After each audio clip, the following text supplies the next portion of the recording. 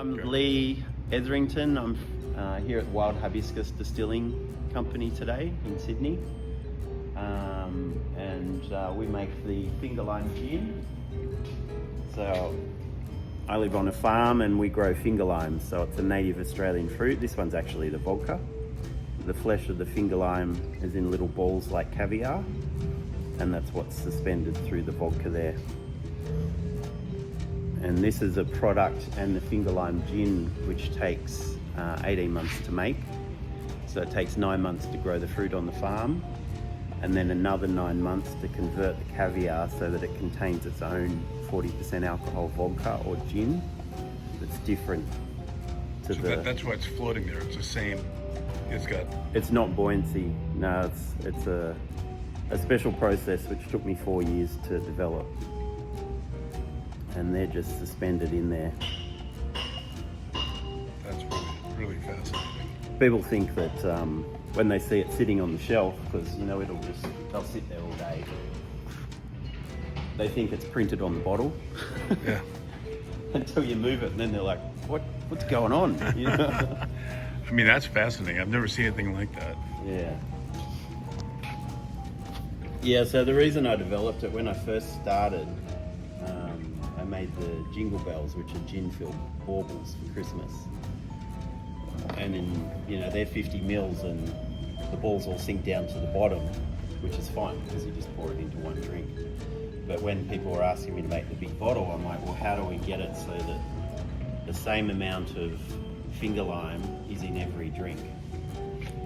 And so you get the right amount of balls per drink, which is 60 little pops. That's what I worked out.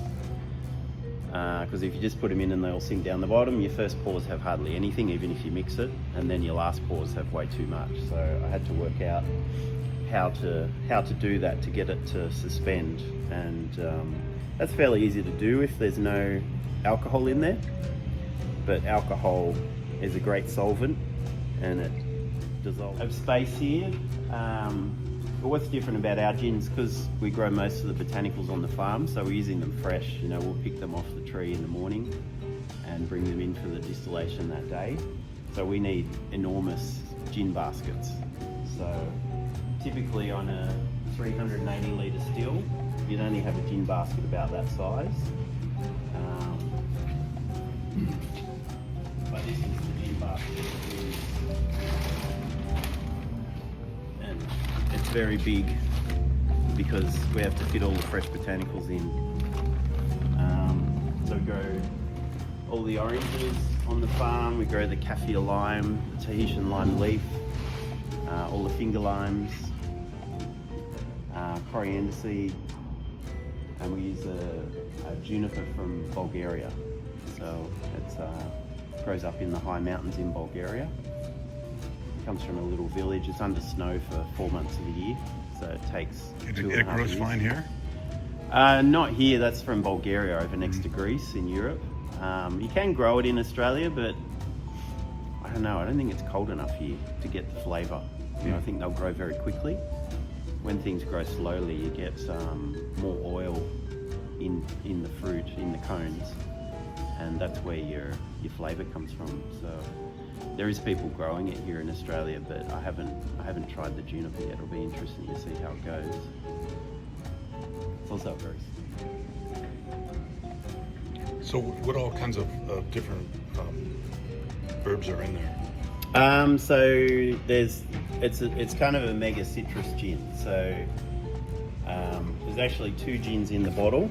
So it takes 9 months to convert the finger lime caviar, so that each little ball contains its own 40% alcohol gin. Mm-hmm. And then we suspend them in the second gin, which has a completely different taste and flavour profile. So that gin they're suspended in, that has the Navelin orange, which is a special type of orange from Spain. It has the kaffir lime leaf and then Tahitian lime leaf. I don't use the fruit. And we'll see that up on the farm. It's got a very singular citrus flavour.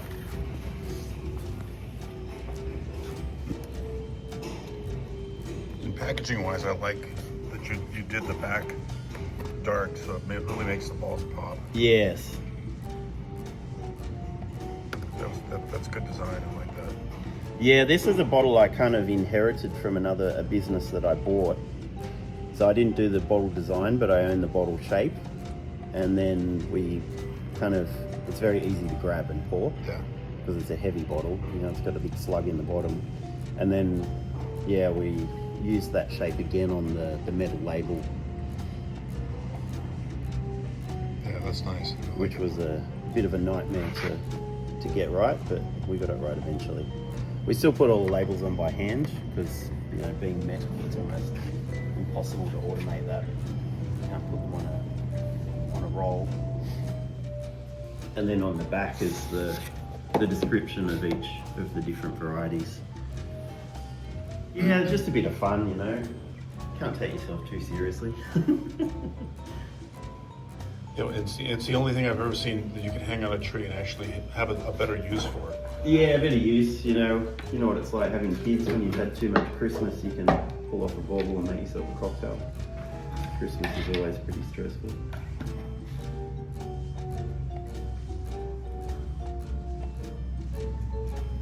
Yeah, if you have little extracts or anything like that, we put the botanical that's featured inside the gin, and that carries through into when we make the big bottle.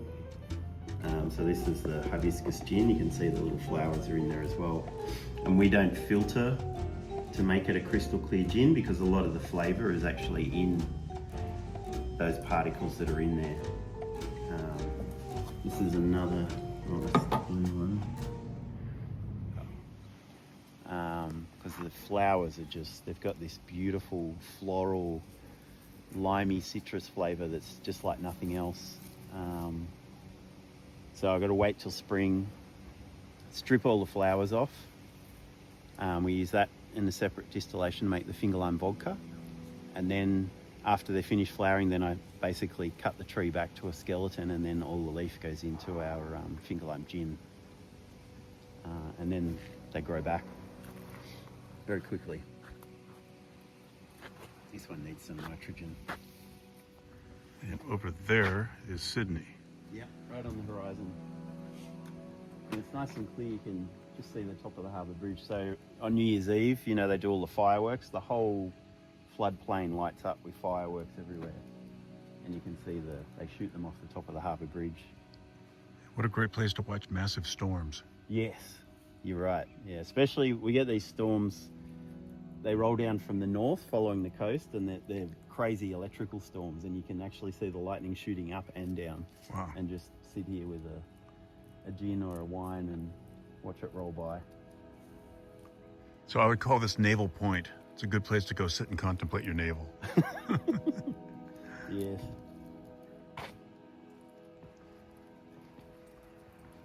That's another Tahitian one.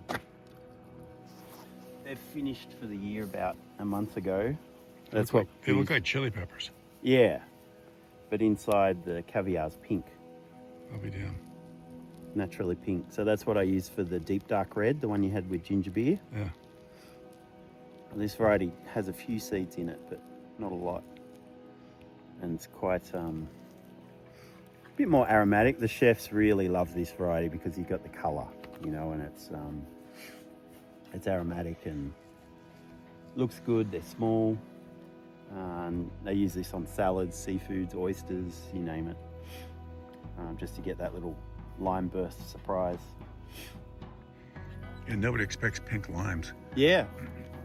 Yeah, you're try right. some of them. They're different to the green one. Yeah.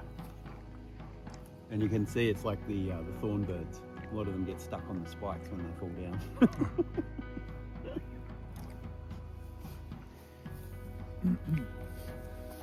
Yeah, I've got, I think I've got about 7 different varieties, but 4 main ones. And this pink variety, it's kind of got this upright, straggly habit.